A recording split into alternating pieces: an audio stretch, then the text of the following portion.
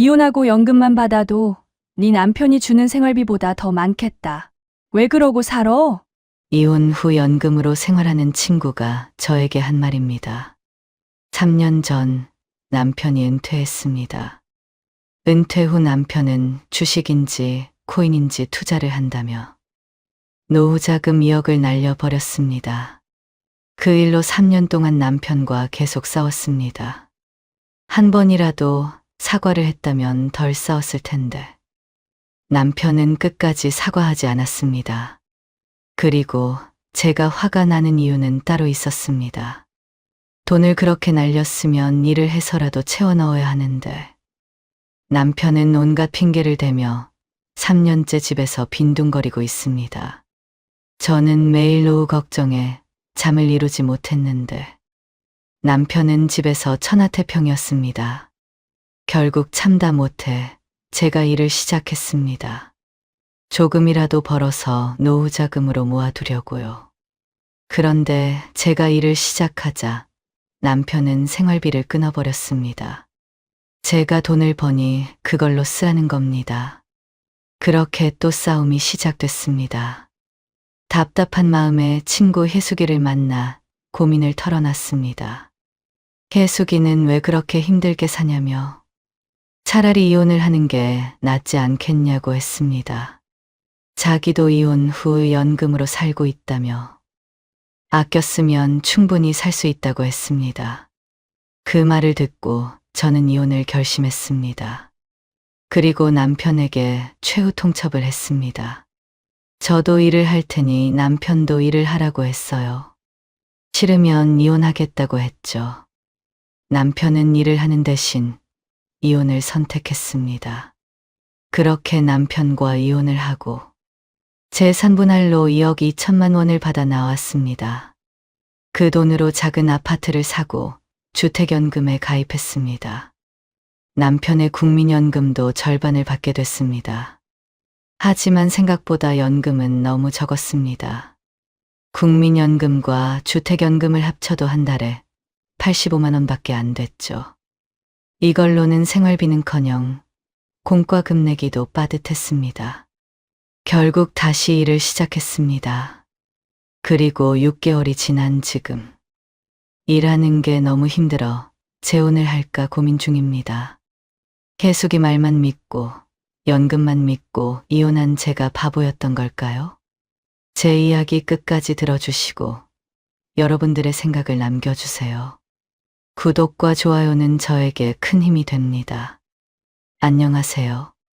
저는 64살 이미령입니다. 3년 전에 남편이 은퇴했어요. 은퇴하고 나서 주식인지 코인인지 뭔지 모르겠지만 투자를 한다고 하더니 퇴직금이랑 노후 자금 합쳐서 2억을 날렸습니다. 2억이면 7, 8년은 버틸 수 있는 돈이었어요. 그 돈이 한순간에 사라진 거였습니다.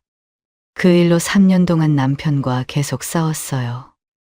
남편이 미안하다고 한 번이라도 했으면 덜 싸웠을 거예요. 근데 남편은 사과를 안 했습니다. 자기도 돈 벌려고 한 건데 어쩔 수 없었다면서 그냥 운이 없었다고 했어요. 그 말이 더 화가 났습니다. 잘못한 건 자기인데 반성은 안 하고 운타령만 했거든요. 2년 전에 아들이 결혼을 했습니다. 다른 집 부모들은 전세금 몇 천만 원씩 보태주잖아요. 저도 그러고 싶었는데 그럴 수가 없었어요. 남편이 다 날려서 돈이 없었습니다. 아들한테 미안하다고 했어요. 아들은 괜찮다고 했지만 저는 마음이 아팠습니다. 부모로서 해줄 게 아무것도 없었어요. 그게 다 남편 때문이었습니다. 그리고 제가 가장 화나는 건 따로 있었습니다. 돈을 날렸으면 일을 해서라도 채워 넣어야죠. 자기가 잘못한 건데 반성도 안 하고 일도 안 했어요. 일하라고 하면 알았다고 말만 하지 3년째 집에서 빈둥거렸습니다. 아침에 일어나면 TV 보고 점심 먹고 낮잠 자고 저녁 먹고 또 TV 봤어요. 그게 남편의 하루였습니다. 처음에는 좋게 말했어요. 당신이 일하면 우리 생활이 나아진다고 했습니다. 조금만 벌어도 도움이 된다고 했죠. 하지만 온갖 핑계를 대며 일을 하지 않았습니다. 저는 그게 제일 화가 났습니다. 오늘 아침에도 밥을 먹으면서 그 문제로 싸웠어요. 저는 남편한테 물었습니다. 당신은 걱정도 안 돼요? 나중에 아프기라도 하면 병원비 어떻게 할 거예요? 남편은 무심하게 대답했어요. 실비보험 가입한 거 있잖아. 그럴 때 쓰라고 가입한 건데. 저는 답답했습니다. 보험이 다가 아니잖아요. 보험으로 안 되는 것도 많았어요. 지금 생활비도 부족한데 그건 어떻게 할 거냐고 물었습니다. 둘이 사는데 뭘. 그냥 조금 아껴 쓰고 덜 먹으면 되지. 뭘 그런 걸로 걱정해. 저는 기가 막혔어요. 아껴 쓰고 덜 먹으면 된다니 지금도 아껴 쓰고 있었습니다.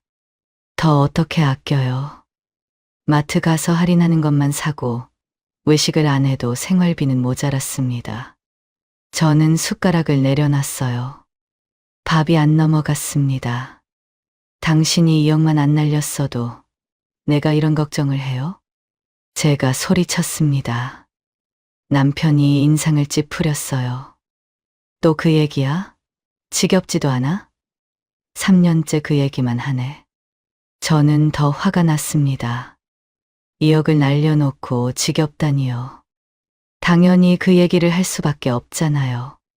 그 돈 때문에 지금 이 꼴인 건데요.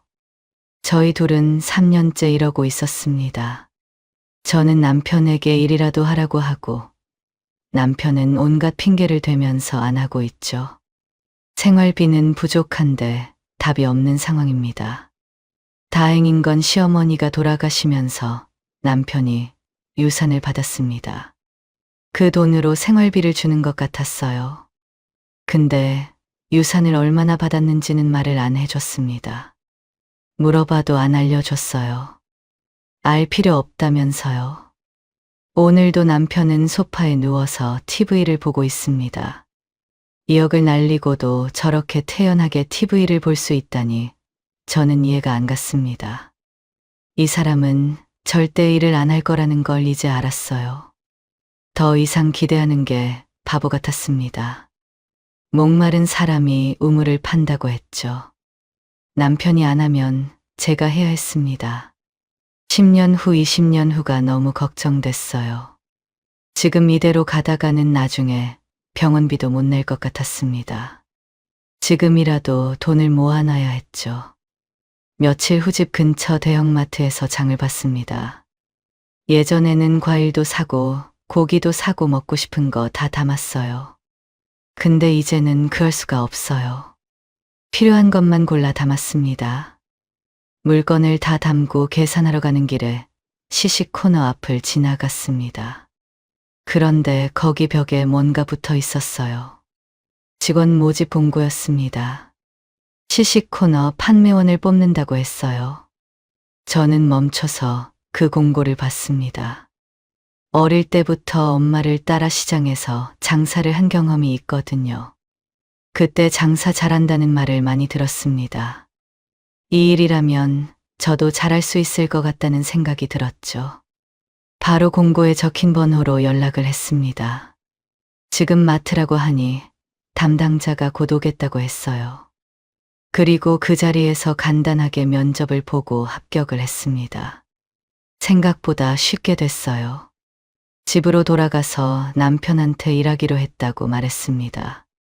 마트 시식 코너에서 일한다고요. 남편이 소파에서 일어나 저를 쳐다봤어요. 왜 사서 고생을 해? 저는 속이 부글부글 끓었습니다. 누구는 일하고 싶어서 해요? 당신이 그 돈만 안 날렸으면 나도 안 해요. 또 싸움이 시작됐어요. 남편은 또 변명만 했습니다. 운이 안 좋았다느니 다음에 만회한다느니 하면서요. 저는 더 이상 듣기 싫어서 방으로 들어가 버렸어요. 그렇게 일주일 후 마트 시식 코너로 첫 출근을 했습니다. 하루 7시간 일하고 기본급이랑 성과급 합쳐서 150만 원 정도 받는다고 했어요. 실적을 초과 달성하면 수당을 더 준다고 했습니다. 열심히 하면 200만 원도 벌 수 있겠다 싶었죠. 예전에 시장에서 장사하던 때를 떠올렸어요. 그때처럼 하면 될 줄 알았습니다. 손님한테 적극적으로 말 걸고 맛보라고 권하고요. 근데 생각처럼 쉽지 않았어요. 그때는 어려서 부끄러운 것도 모르고 낯도 두꺼웠습니다. 지나가는 사람한테 막 말 걸고 물건 사라고 했어요. 근데 지금은 달랐습니다. 나이가 드니까 부끄러움이 생겼어요. 아는 사람이라도 지나가면 어떡하나 싶었습니다. 근처 마트라 아는 얼굴이 있을 수도 있었죠. 뭔가 적극적으로 잘 안 됐어요. 예전처럼 큰 소리로 못 불렀습니다. 그리고 사람들은 시식만 하고 그냥 가는 경우가 대부분이었어요. 맛있다고 하면서 한 입 먹고 그냥 갔습니다. 아무리 권해도 안 샀어요. 사람들이 왜 이렇게 안 사는지 모르겠었습니다. 그리고 마트에서 텃세도 생각보다 심했어요. 다른 코너 아줌마들이 저를 경계하는 눈빛으로 봤습니다. 신입이라고 무시하는 것 같았어요. 인사를 해도 대답도 안 했습니다. 서러웠지만 어쩔 수 없었습니다. 신입이니까 참아야 했어요. 그렇게 힘들게 첫날을 버텼습니다. 일이 끝나고 매니저가 왔어요. 실적을 확인하더니 표정이 안 좋아졌습니다. 이 정도면 안 돼요. 여기는 단순히 시식시켜주는 곳이 아니에요. 상품을 팔아야 해요. 이번 주까지 200개 이상 못 파시면 계약 해지될 수도 있어요. 저는 고개를 숙였습니다. 첫날부터 이런 소리를 들으니까 기가 죽었어요. 하지만 어쩔 수 없었습니다. 제가 많이 못 판 건 사실이니까요. 그렇게 힘들게 첫날을 마치고 집에 들어왔어요. 집에 들어오니까 남편은 거실에서 맥주를 마시고 있었습니다. TV를 보면서 낄낄거리고 있었어요. 예능 프로그램을 보고 있었습니다. 그 모습을 보는데 화가 치밀어 올랐어요. 저는 하루 종일 일하고 왔는데 맥주나 마시면서 여유 부리는 모습을 보니 화가 났죠. 근데 싸울 힘도 없었습니다. 그냥 침대에 누웠어요. 침대에 누워서 어떻게 하면 물건을 많이 팔 수 있을까 생각했어요. 내일은 더 적극적으로 해야겠다고 다짐했습니다. 손님한테 먼저 말을 걸고 부끄러워하면 안 된다고요. 그때 방문이 열렸습니다. 남편이 들어와서 말했어요. 밥 줘. 저는 벌떡 일어났습니다. 지금까지 밥 안 먹고 뭐 했어요? 그리고 방금 일하고 들어온 사람한테 밥 달라고 하는 게 맞아요? 남편은 아무 말도 안 했습니다. 그냥 문을 닫고 나갔어요. 저는 다시 침대에 누웠습니다. 내일 어떻게 해야 하나 계속 생각이 났어요. 200개를 팔아야 했습니다. 못 팔면 잘렸어요. 어떻게든 팔아야 했습니다. 뒤척이다가 겨우 잠이 들었어요. 다음 날 출근해서 더 열심히 했습니다. 실적 압박이 있으니까 가만히 있을 수가 없었어요. 지나가는 손님마다 붙잡고 시식 권했습니다. 부끄러운 건 접어뒀어요.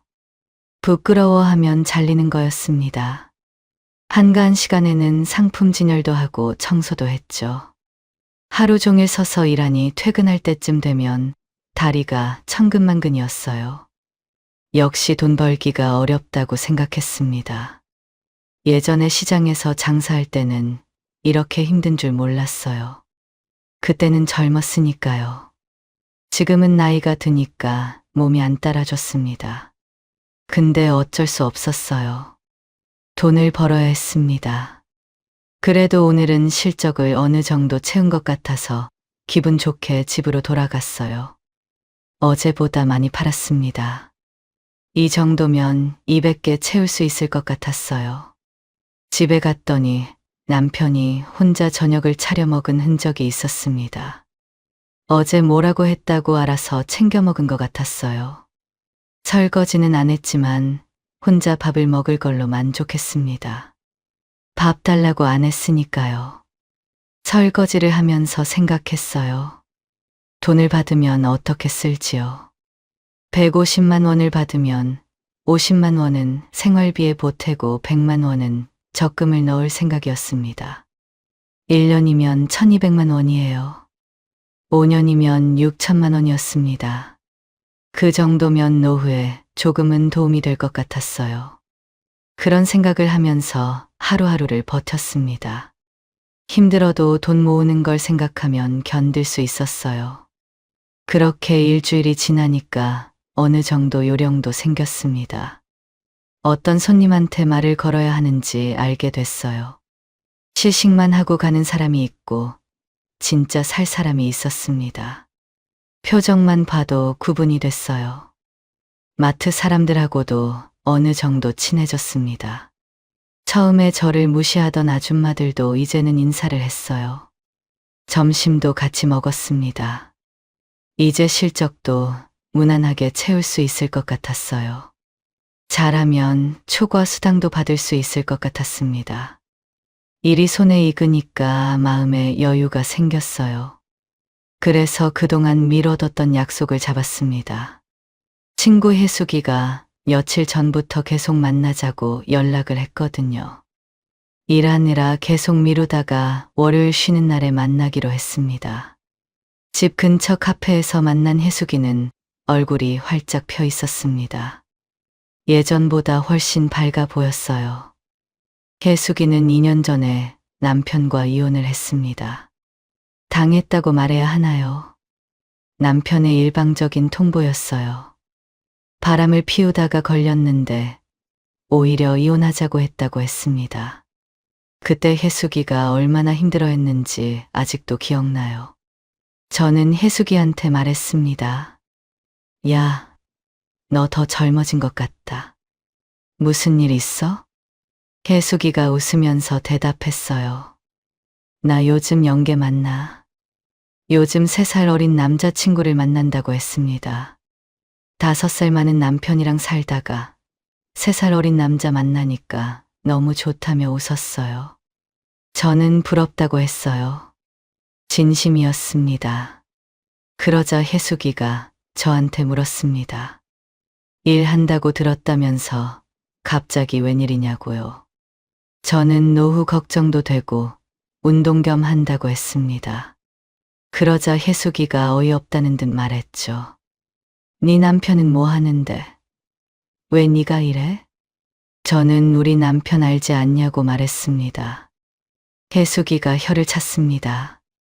그렇게 노후 자금 날렸으면 일이라도 해야지 염치 없다고 욕을 했어요. 저는 그냥 포기했다고 했습니다. 3년을 싸웠는데 변한 게 없다고요. 그리고 혜숙이한테 물었습니다. 요즘 물가도 많이 올랐는데 혼자 살면서 생활비 부족하지 않냐고요. 혜숙이는 웃으면서 대답했어요. 전 남편 공무원 연금이랑 주택연금 해서 한 달에 200만 원 정도 나와. 이거랑 예금 있는 거랑 하면 혼자 살기에 무리 없어. 200만 원이라니 저는 속으로 부러웠어요. 저는 하루 종일 서서 일해서 150만 원 받는데 혜숙이는 집에서 놀아도 한 달에 200만 원이 나오잖아요. 세상이 불공평하다고 생각했습니다.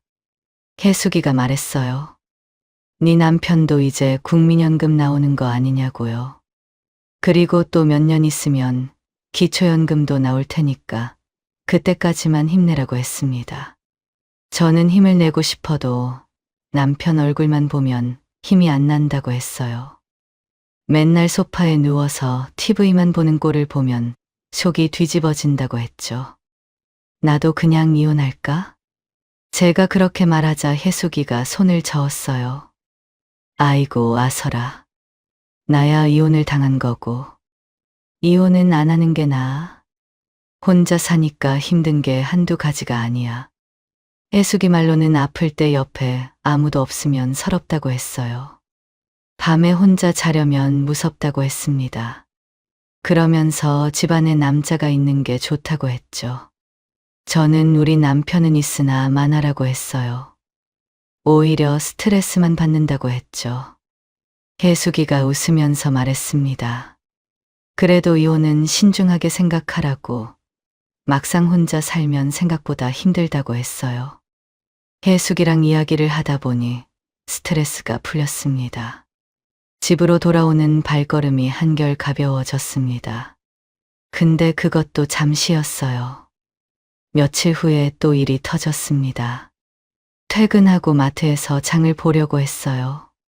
근데 통장에 돈이 없었어요. 오늘 생활비 들어오는 날인데 아직 남편이 입금을 안 해줬습니다. 저는 남편한테 전화를 했어요.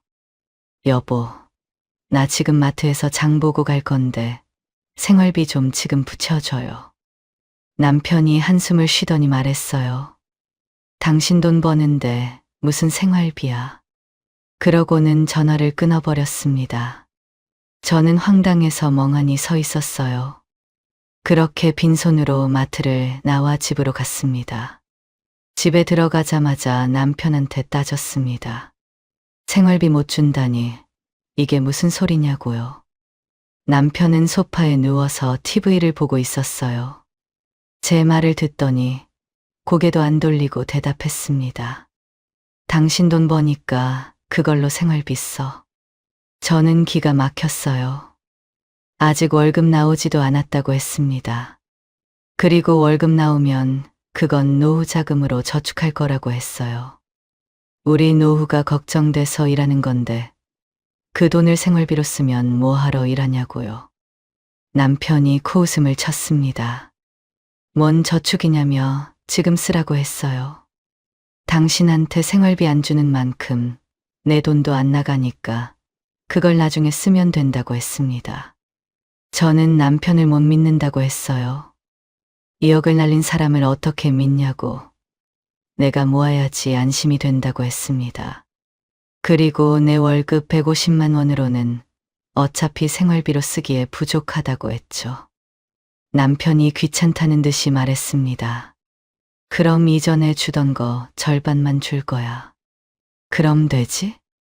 저는 절대 안 된다고 했어요. 절반이면 어떻게 살아요? 한참을 싸웠습니다. 제가 소리를 지르고 남편도 소리를 질렀어요. 근데 남편은 끝까지 안 된다고만 했습니다. 결국 절반만 받기로 하고 끝냈어요. 남편 고집은 꺾을 수 없었습니다. 절반을 받기로 하기는 했지만 화가 났습니다. 이럴 거면 그냥 일 안 하는 게 낫지 싶었어요. 고생은 고생대로 하고 남는 게 거의 없었습니다. 그날 밤 잠이 안 왔어요. 침대에 누워 한참을 생각했습니다. 그냥 일을 그만둘까? 근데 그럴 수는 없었어요. 노후가 걱정되니까요. 결국 방법은 하나밖에 없었습니다. 물건을 더 많이 팔아서 초과 수당을 받는 거였죠. 다음 날부터 더 열심히 했습니다. 지나가는 손님마다 붙잡았어요. 목이 쉬도록 말했습니다. 한 개라도 더 팔려고 했어요. 그날 시식 코너 중에서 가장 많이 팔았습니다. 매니저한테 칭찬도 들었죠. 그렇게 마트에서 일한 지 한 달이 됐습니다. 드디어 첫 월급을 받았어요. 160만 원이었습니다. 초과 수당으로 10만 원 더 받았죠. 열심히 한 보람이 있었습니다. 하지만 기쁜 것도 잠시였습니다. 여기에서 모자란 생활비를 쓰고 나면 50만 원 정도밖에 안 남았어요. 한 달에 50만 원이면 1년에 600만 원이었습니다. 5년 일해야 3천만 원이었어요. 한숨이 나왔습니다. 이렇게 힘들게 일해서 고작 이거밖에 못 모으다니. 속상하지만 월급날이니까 기분을 내보려고 했습니다. 퇴근하고 마트에서 한우 등심을 샀어요. 꽤 많이 샀습니다. 오랜만에 고기 좀 먹으려고요. 남편이랑 같이 구워 먹으면 좋겠다고 생각했어요. 요즘 맨날 싸우기만 했으니까 오늘은 좀 화해하자는 의미로요. 집에 도착했습니다. 현관문을 열고 들어가니 라면 냄새가 났어요. 남편은 이미 저녁을 먹은 것 같았습니다. 혼자 구워 먹기는 좀, 그래서 소고기는 냉장고에 넣어뒀어요. 내일 같이 먹으려고요. 그리고 밑반찬으로 대충 저녁을 해결했습니다. 다음 날 아침 출근길에 남편한테 말했어요. 오늘 저녁에 같이 먹게, 저녁 먹지 말고 기다리라고요. 남편도 알았다고 했습니다. 그렇게 일을 갔다가 퇴근했어요. 오늘도 힘들었습니다. 근데 저녁에 고기 먹을 생각에 기분이 좋았어요. 현관문을 열자마자 남편이 배고프다고 난리였습니다. 빨리 밥 달라고 했습니다. 저는 알았다고 하고 옷을 갈아입었어요. 불판 꺼내고 고기 구울 준비를 했습니다. 그리고 냉장고를 열어 소고기를 꺼내려는데 소고기가 없었어요. 어제 분명 여기 넣어뒀는데 말이죠. 남편에게 여기 있던 소고기 못 봤냐고 묻습니다. 그거? 점심 때 내가 다 구워 먹었어. 저는 못 믿겠다는 표정으로 남편에게 말했어요. 그 많은 걸 혼자 다 먹었어요? 뭐 얼마 되지도 않더만. 빨리 밥 줘. 배고파. 저는 화가 치밀어 올랐어요. 저녁에 같이 먹으려고 했는데 그걸 혼자 낼름 구워 먹으면 어떡하냐고 했습니다. 남편이 퉁명스럽게 대답했어요. 내가 준 생활비로 산 건데 먹으면 안 돼? 저는 할 말이 없었습니다. 됐다고 하고 대충 저녁을 차렸어요. 냉장고에 있는 반찬이랑 계란 후라이 하나 부쳐서 냈습니다.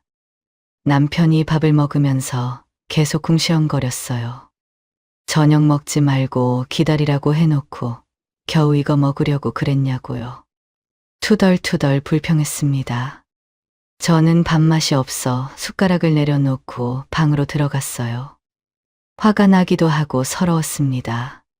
화해도 할 겸 월급날 기분 내려고 고기를 샀는데 그걸 혼자 먹다니. 그런 남편을 보면서 정이 뚝 떨어졌어요. 그렇게 3개월이 지났습니다. 매일 아침 일어나서 마트로 출근했어요. 하루 종일 서서 일하고 저녁에 퇴근했습니다. 집에 오면 온몸이 찌뿌둥했어요. 다리는 퉁퉁 붓고 허리는 끊어질 것 같았습니다.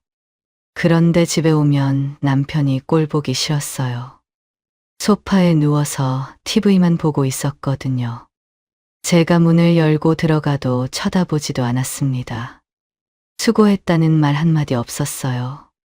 집안일을 도와주는 것도 아니었습니다. 설거지도 안 하고 빨래도 안 했어요. 제가 퇴근해서 다 해야 했습니다. 점점 지쳐갔습니다. 몸도 지치고 마음도 지쳤어요.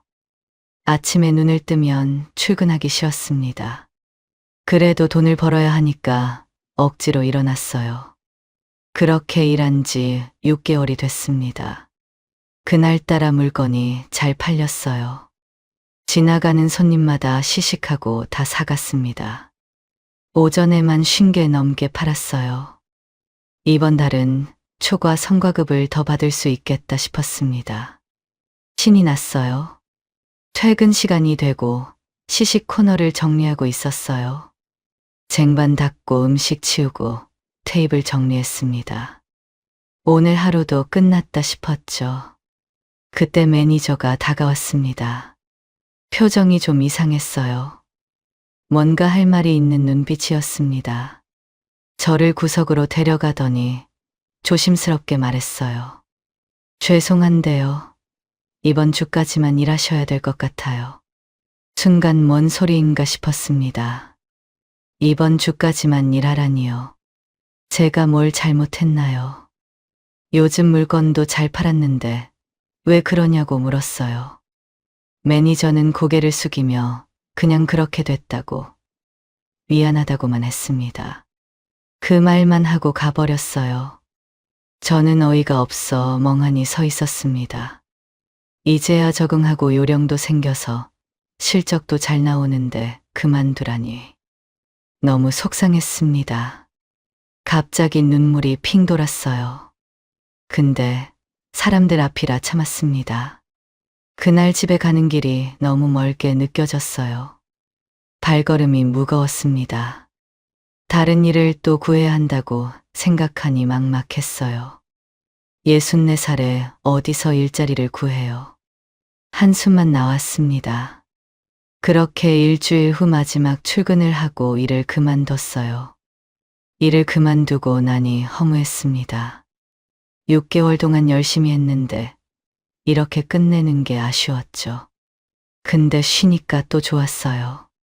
아침에 일찍 안 일어나도 됐거든요. 다리도 안 아프고 허리도 안 아팠습니다.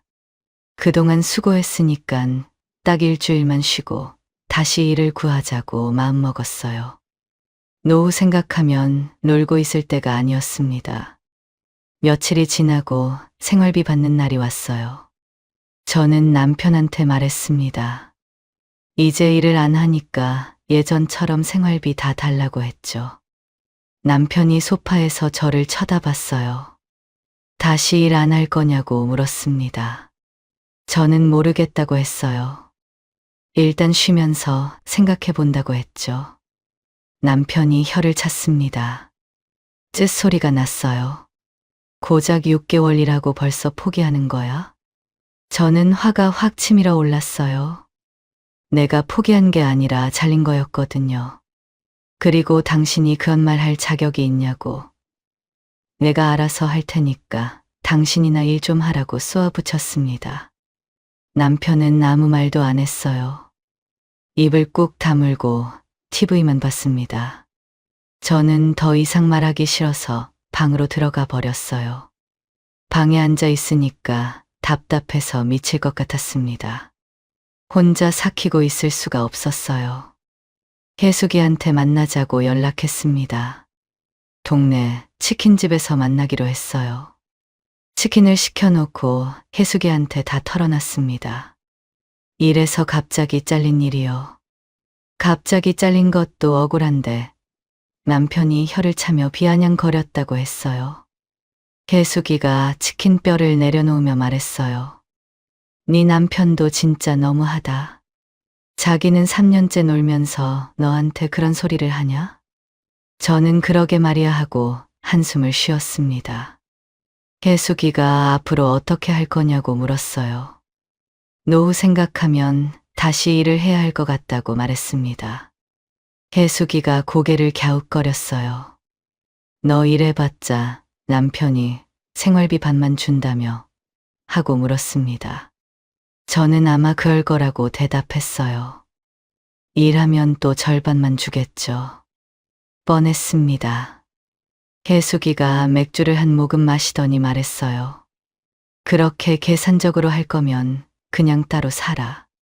연금만 받아도 네 남편이 주는 생활비보다 많겠다. 힘들게 일하면서 욕먹고 이게 뭐야. 저는 피식 웃었습니다. 지난번에는 이혼하지 말라고 하더니 갑자기 웬 이혼이냐고 말했죠. 혜숙이가 진지하게 말했어요. 네 남편이 이 정도일 줄은 몰랐지. 이런 남편이면 없는 게 낫다. 저도 웃으면서 싸우는 거 이제 지긋지긋하다고 했어요. 그렇게 치킨을 다 먹고 혜숙이랑 헤어졌습니다. 집으로 돌아오는 길에 생각이 많아졌어요. 이혼은 좀 그렇고 그냥 따로 살까 싶었습니다. 내가 벌어서 내가 사는 거요. 월세방이라도 얻어서 혼자 사는 거죠. 남편이 있어봤자 지금 도움도 안 됐거든요. 돈도 안 벌고 집안일도 안 하고요. 혼자 살면 어떨까 상상해봤습니다.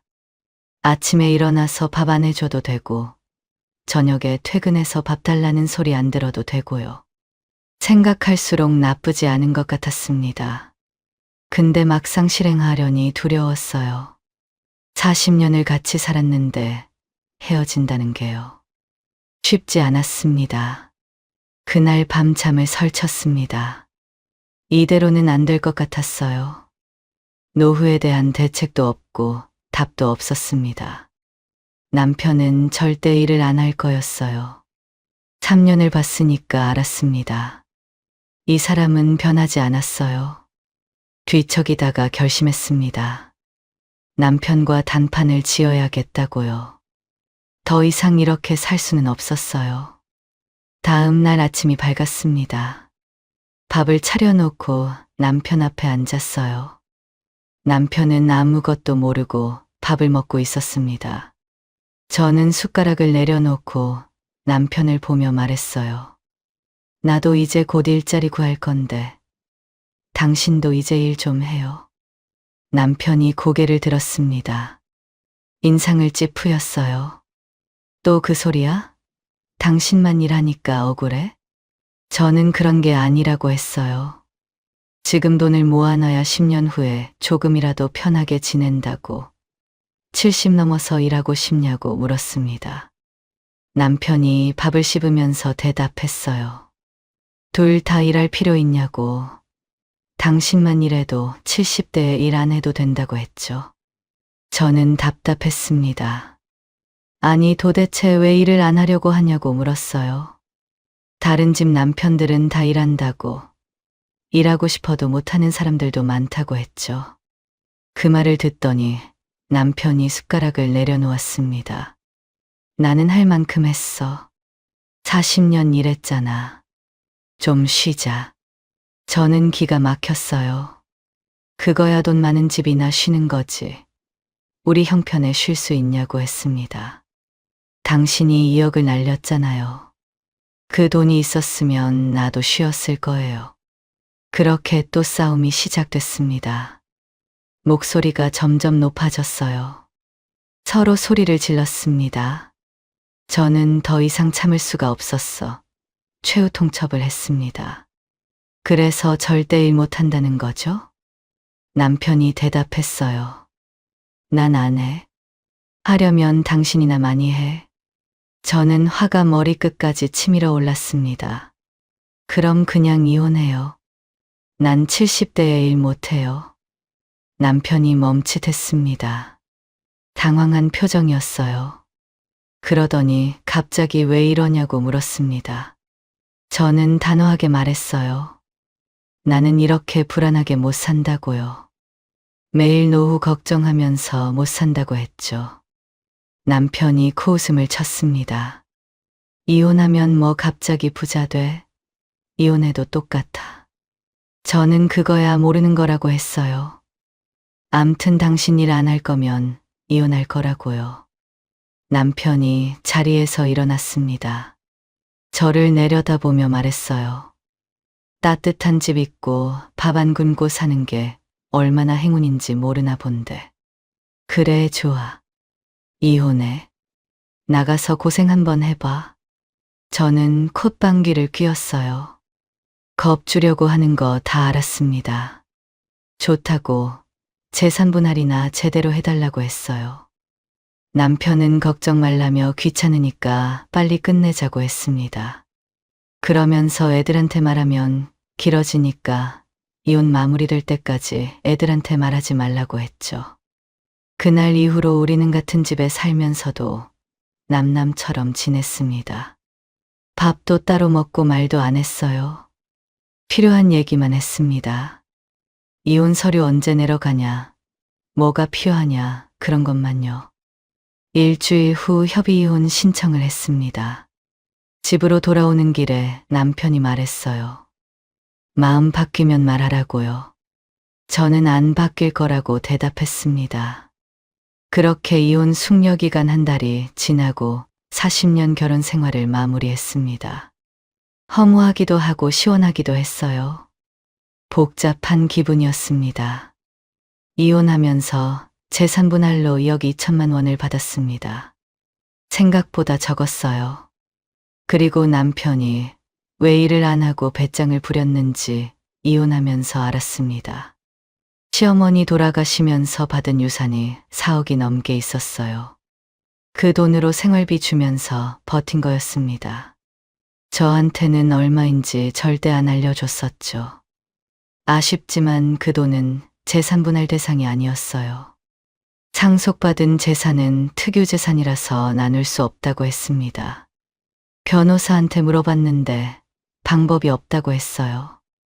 억울했지만 어쩔 수 없었습니다. 2억 2천만 원으로 뭘 할 수 있을까 고민했어요. 월세를 살면 매달 돈이 나가니까 불안했습니다. 그래서 작은 아파트를 사기로 했어요. 집을 사고 바로 주택연금에 가입했습니다. 개수기가 주택연금으로 매달 100만 원씩 받는다고 했거든요. 저도 그 정도 받으면 생활이 될 것 같았습니다. 근데 기대를 했는데 생각보다 금액이 적었어요. 50만 원 정도밖에 안 나왔습니다. 개수기는 100만 원 받는다고 했는데 집값 차이가 나서 그런 거였어요. 개수기 집은 4억짜리고 제 집은 2억짜리니까요. 집을 사고 나니까 통장에 2천만 원이 남았습니다. 주택연금 50만 원으로는 공과금 내기도 빠듯했어요. 이걸로는 답이 없었습니다. 일을 해야만 했죠. 어떤 일을 할까 고민을 하다 한 살이라도 젊을 때 돈을 많이 벌어야겠다는 생각이 들었습니다. 힘들어도 무조건 월급이 센 일을 찾았어요. 인터넷으로 일자리를 검색했습니다. 64살에 할 수 있는 일이 많지 않았어요. 그리고 대부분 200만 원 정도였습니다. 200만 원이면 생활비 쓰면 끝이었어요. 돈을 모을 수가 없었습니다. 더 많이 주는 일을 찾아야 했죠. 그러다 식당 일을 찾았습니다. 새벽 6시에 출근해서 밤 8시까지 하는 일이었어요. 하루 14시간이었습니다. 힘들 것 같았어요. 하지만 월급이 셌습니다. 무엇보다 좋은 건 아침, 점심, 저녁 모두 식당에서 해결할 수 있다는 거였습니다. 밥값을 아낄 수 있었죠. 생활비가 확 줄어들 것 같았습니다. 딱 5년만 하자고 생각했어요. 5년 동안 악착같이 돈을 모아놓고 그 이후에는 조금 편한 일을 하자고요. 69살까지만 버티면 됐습니다. 첫 출근 날이 왔어요. 새벽 5시에 일어났습니다.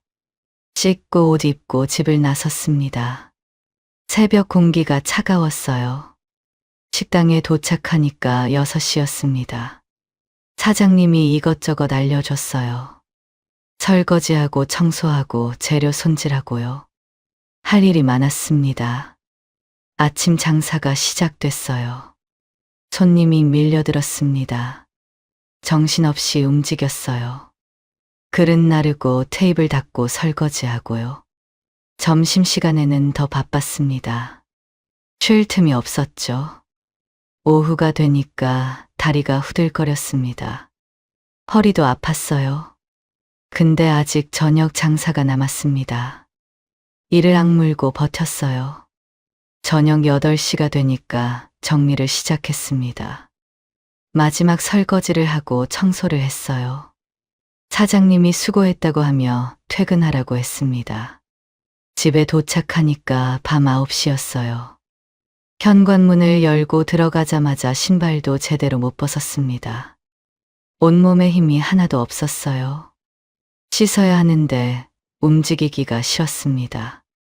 억지로 샤워하고 나와서 소파에 잠깐 앉았어요. 일어날 수가 없었습니다. 다리가 말을 안 들었죠. 그대로 소파에서 잠이 들었습니다. 다음 날 아침 알람 소리에 눈을 떴습니다. 소파에서 자서 그런지 온몸이 쑤셨어요. 근데 또 출근해야 했습니다. 그렇게 일주일이 지났어요. 생각했던 것보다 일이 너무 힘들었습니다. 5년을 버틸 수 있을지 모르겠었어요. 한 달도 못 버틸 것 같았습니다. 그렇게 버티다 보니 일요일 쉬는 날이 왔어요. 아침에 눈을 떴는데 일어날 수가 없었습니다. 온몸이 천근만근이었어요. 침대에 누워서 천장만 봤습니다. 그때 혜숙이가 만나자고 연락이 왔어요. 저는 너무 힘들어서 나갈 수가 없다고 했습니다. 그랬더니 혜숙이가 그럼 집으로 오겠다고 했죠. 1시간쯤 지나고 초인종이 울렸습니다. 문을 열어주고 다시 소파에 누웠어요. 혜숙이가 저를 보더니 깜짝 놀랐습니다. 야, 너 왜 이렇게 살아? 저는 힘없이 대답했어요. 어쩔 수 없잖아. 혜숙이가 걱정스러운 표정으로 말했습니다. 그러다 쓰러지면 어떡해. 혼자 있는데. 저는 한 달만 지나면 적응할 거라고 했어요. 걱정하지 말라고, 처음이라 힘든 거라고 했죠. 혜숙이가 한숨을 쉬었습니다. 그러더니 배달 음식을 시켜줬어요. 치킨이랑 족발, 제가 좋아하는 거였습니다. 음식이 도착하고 혜숙이랑 같이 먹었어요. 오랜만에 맛있는 걸 먹으니까 기분이 좀 나아졌습니다. 혜숙이랑 수다를 떨었어요. 식당 일이 얼마나 힘든지, 손님이 얼마나 많은지, 사장님이 어떤 사람인지요. 혜숙이가 제 말을 듣고 힘들겠다고, 대단하다고 했습니다. 그 말에 눈물이 핑 돌았습니다.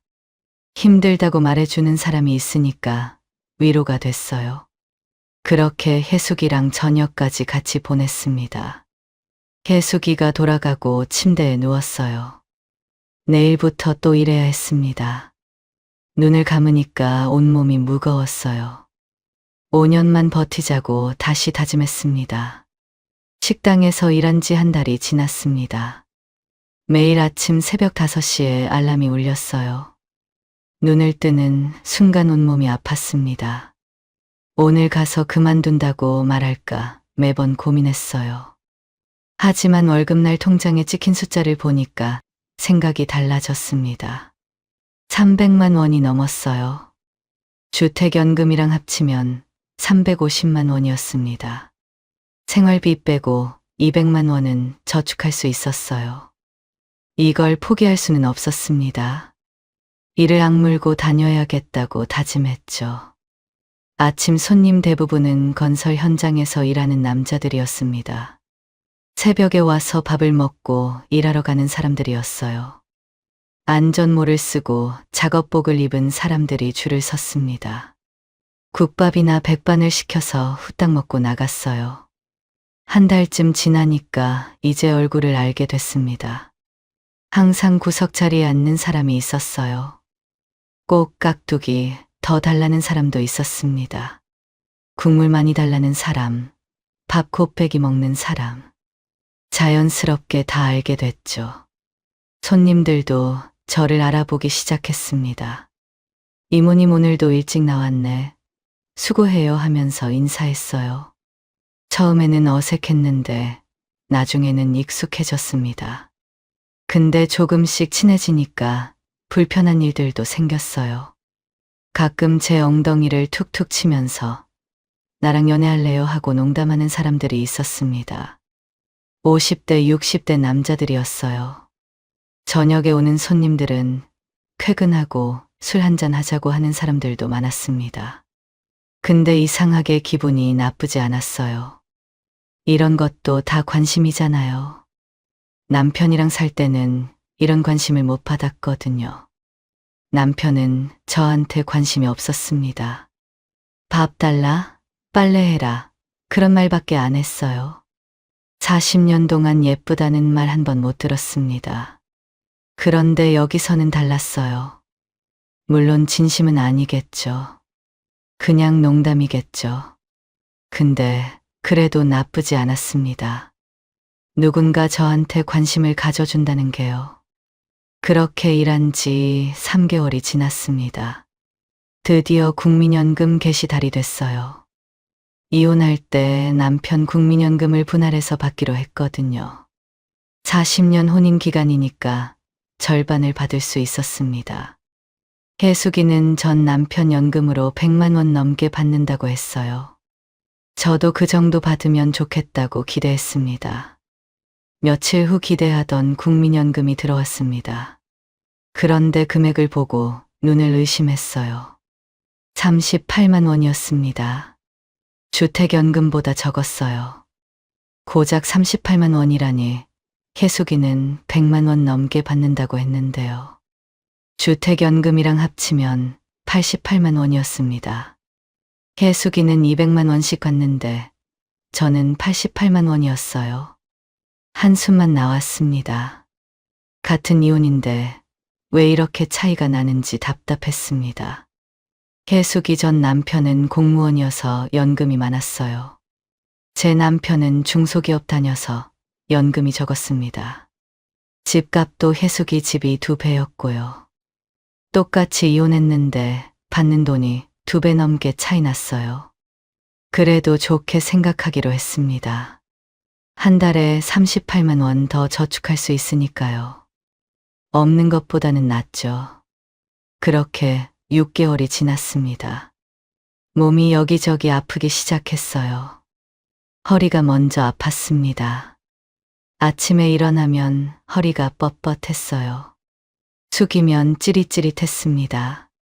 하루 종일 서 있으니까 다리도 아팠어요. 저녁에 집에 오면 발이 퉁퉁 부어 있었죠. 파스를 붙이고 찜질을 해도 소용없었습니다. 아침이 되면 또 아팠어요. 병원에 갈 시간도 없었습니다. 쉬는 날에는 너무 피곤해서 병원 갈 힘도 없었어요.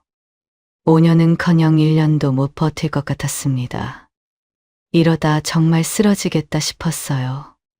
근데 돈을 포기할 수가 없었습니다. 지금 쉬면 70대에 더 고생할 것 같았죠. 지금 버텨야 나중에 편하게 지낼 수 있다. 그 생각으로 버텼습니다. 이혼한 지 1년이 지났습니다. 버티고 버티다 도저히 안 되겠어. 결국 사장님한테 부탁했습니다. 몸이 안 좋아서 근무 시간을 줄일 수 있냐고요. 사장님도 제 상태를 보더니 알았다고 했습니다. 오전 11시까지 출근하기로 했어요. 아침 장사는 빠지고 점심 저녁만 하기로 했습니다. 월급은 줄었어요. 300만 원 받던 게 200만 원이 됐습니다. 아까웠지만 어쩔 수 없었어요. 이러다 진짜 쓰러지면 그게 더 문제였습니다. 그래도 일은 할만해졌어요. 아침에 조금 더 잘 수 있으니까 몸이 좀 나아졌습니다. 1년을 일하다 보니까 단골 손님들과도 친해졌어요. 처음에는 그냥 손님이었는데 이제는 얼굴만 봐도 반가웠습니다. 인사도 나누고 농담도 하는 사이가 됐죠. 그런데 고민이 생겼습니다. 친해진 손님 중에 밥이나 술 한잔 하자는 사람들이 있었어요. 그럴 때마다 어떻게 해야 할지 난감했습니다. 혼자 고민하다가 혜숙이한테 물어봤어요. 혜숙이는 답답하다는 듯이 말했죠. 거절하지 마. 누가 결혼하재? 그냥 밥 한 끼 먹자는 건데 왜 거절해? 혜숙이 말로는 혼자 살다 보면 외롭다고 했어요. 밥 친구나 술 친구를 많이 만들어두면 좋다고 했죠. 그러다 좋은 사람 만나면 재혼할 수도 있는 거 아니냐고 했습니다. 혜숙이 말대로 해봤어요. 일하면서 친해진 손님들과 따로 술 한잔 할 때도 있었습니다. 퇴근하고 근처 포장마차에서 소주 한 잔씩 했어요. 쉬는 날 밥 먹는 손님들도 몇 명 생겼습니다. 점심 같이 먹고 커피 마시고요. 그 중에 좋은 분들도 있었습니다. 60대 초반에 건설 현장에서 일하는 분이었습니다. 말수가 적고 조용한 분이었어요. 밥 먹을 때도 조용히 먹고 인사만 꼬박꼬박 했습니다. 가끔 과일 같은 거 갖다 주기도 했어요. 부담스럽지 않게요. 그래서 요즘 이런 생각을 했습니다. 그냥 재혼할까? 이분들은 전 남편과 달랐어요. 다들 열심히 일하는 분들이었습니다. 새벽부터 나와서 일하고 저녁에 들어가는 사람들이었어요. 성실하고 나를 책임져 줄 수 있을 것 같았습니다. 혜숙이한테 그 얘기를 했더니 혜숙이가 펄쩍 뛰었습니다. 미쳤어? 재혼은 절대 안 돼. 혜숙이는 이제까지 남자친구를 많이 만났다고 했어요. 결혼하자는 사람도 많았다고 했죠. 근데 다 거절했다고 했습니다. 다시 그 결혼 지옥으로 돌아가고 싶지 않다고 했어요. 밥 해주고 빨래 해주고 시중 들다가 늙으면 버림받는다고 했죠. 혜숙이 말도 맞았어요. 근데 저는 혜숙이랑 상황이 달랐습니다. 혜숙이는 연금으로 매달 200만 원씩 나와요. 일 안 해도 생활이 됐습니다. 하지만 저는 88만 원밖에 안 나왔어요. 당장 일을 안 하면 생활비도 안 나왔습니다. 70대까지. 아니 죽을 때까지 일을 해야 할지 모르죠. 지금도 힘든데 70대에 어떻게 일해요? 허리는 점점 안 좋아지고 다리도 아프고요. 당장 5년 뒤에 제가 일할 수 있을지도 알 수 없습니다. 그냥 재혼해서 편하게 살고 싶다는 생각이 요즘 많이 들어요. 좋은 사람 만나서 서로 의지하면서 살면 좋지 않을까. 혼자 고생하면서 사는 것보다 낫지 않을까. 이런 생각들이요. 65살 혜숙이 말대로 재혼은 정말 미친 짓일까요?